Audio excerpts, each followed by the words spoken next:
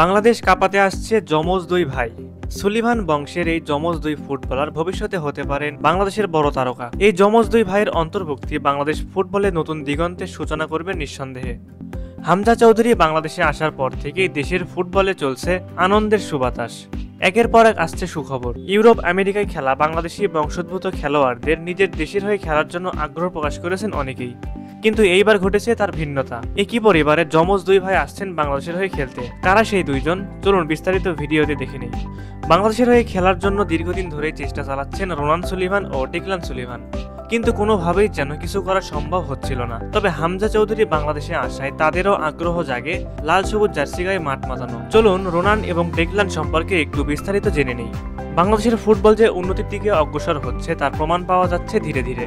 এর পিছনে সবচেয়ে বড় অবদান রাখছেন বাংলাদেশি বংশোদ্ভূত বিদেশি ফুটবলাররা। বিশেষ করে হামজা চৌধুরীর কথা না বললেই নয়। হামজা বাংলাদেশে আসায় ধীরে ধীরে বদলে যাচ্ছে দেশের ফুটবল।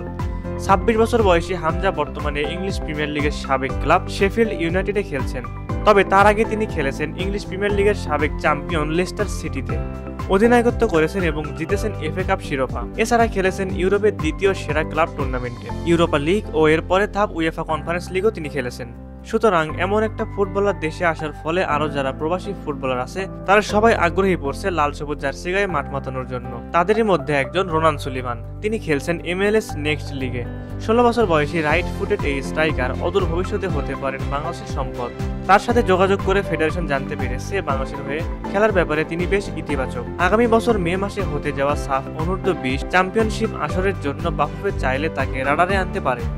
তার আরেক যমজ ভাই টেকলান সুলিভানও খেলছেন একই ক্লাবের হয়ে। টেকলাইন রাইট ব্যাক পজিশনে খেলেন। সাফ অনূর্ধ্ব-20 চ্যাম্পিয়নশিপে এই দুই সুলিভান ব্রাদার্সের অন্তর্ভুক্তি বাংলাদেশ ফুটবলে নতুন দিগন্তের সূচনা করবে নিঃসন্দেহে। তবে এক্ষেত্রে অভিভাবকের গুরু দায়িত্ব পালন করতে হবে বাংলাদেশ ফুটবল ফেডারেশনকে। এখন দেখার বিষয় বাংলাদেশ ফুটবল ফেডারেশন কতটা কার্যকরী ভূমিকা পালন করতে পারে। সুপ্রিয় দর্শক, আপনাদের কাছে কি মনে হয় এই দুই যমজ ভাই কি বাংলাদেশের হয়ে খেলতে আসবেন? অবশ্যই আপনারা আপনাদের মূল্যবান মতামতটি কমেন্ট করতে ভুলবেন না। খেলাধুলার সকল আপডেট সবার আগে পেতে নিউজ এক্সট্রা বিডি ইউটিউব চ্যানেলটি সাবস্ক্রাইব করবেন। পাশাপাশি আমাদের news extra BD sports Facebook পেজটি ফলো করে রাখবেন।